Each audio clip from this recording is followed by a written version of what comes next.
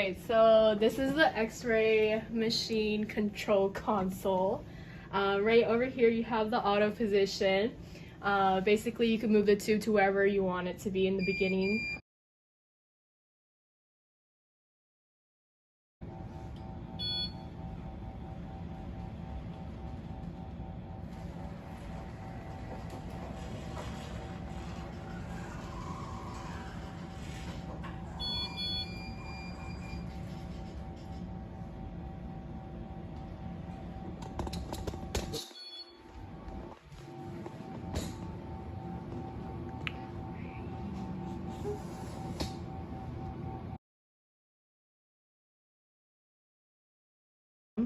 So here you could put park.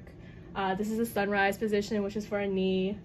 You could also put the tube in the center of the table at 40 inches, or you could put it at the foot of the bed or the head. Here, WS stands for wall stand, which is also the Bucky. So right here, it's auto detented to a C-spine AP, which is at 40 inches with a 15-degree cephalic angle. There's also a horizontal wall stand, which basically brings your Bucky from an upright position to a horizontal position. So that way, if you have to do any extremities on the wall stand, that's what you would use. Most likely, starting off as a 62 student, you will use a wall stand vertical 72 inches, which is chest. Yeah, so at 72 inches, chest exam. Right here, you could click on the little icon that has a little eye, which pulls up the patient information. So if you click on a patient right here, this is just an example. You click on I, you can see the first, last name, patient ID or MRN, birthday, the session number, and then the type of exam right here under procedure description. But in order to pull up an exam, let's say the name doesn't show up here, you'll have to click this little circle thing, which is a refresh button, and then it'll say retrieving information, and then your patient name should pop up. And in order to pull up the patient's exam, you'll have to click on this and hit start exam. And right here, you'll select your protocol. So let's say you're doing a chest. So you're gonna click on chest, and then you'll do a 2-view chest, which is PA and lateral, and then click accept. And let's say you haven't detented your tube yet, like right now it's at the table. You could go over here. This is the wall stand, this is the table. You'll be doing your chest at a wall stand, and make sure it's on auto position, wall stand vertical, 72 inches, and then you will press this button to auto detent. And so you'll hear a little beep and it will start moving it. And then you can see it moving, I hope. No, just kidding. So you'll just hold it down until your tube moves into position, and then you'll hear a beep, meaning it's complete. There's also a little notification here that says auto position is complete. For your chest, the main things to worry about is that when you're doing a PA chest, make sure you select the PA folder.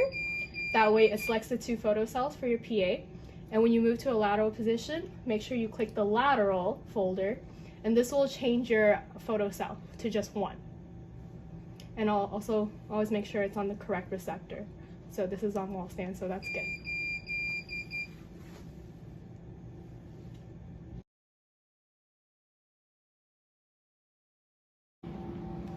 Here we have our control console on the X-ray tube itself.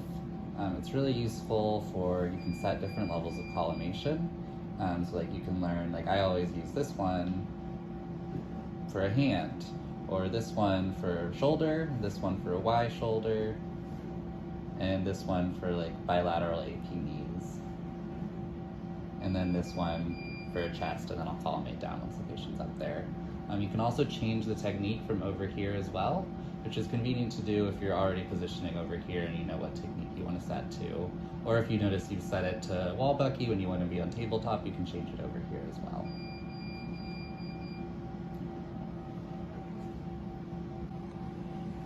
You can also see your SID and the angle the tube is at. So like here I'm at 89.9 and 0.3. So I can adjust my angle, like if I'm doing a C-spine, up to 105. It's can be kind of difficult to move it just a little bit and to get it to exact angles. As you can see, you have to struggle with it a little bit, and that's just something you get used to. So I try and do this as little as I can in front of patients because it's a little embarrassing to adjust it repeatedly. And over here, we have the collimator box, which you turn these dials to adjust your collimation. You can make it tighter, you can make it wider. Both one. And you can see the sizes over here, which is a good way for you to know exactly how big your field of view is.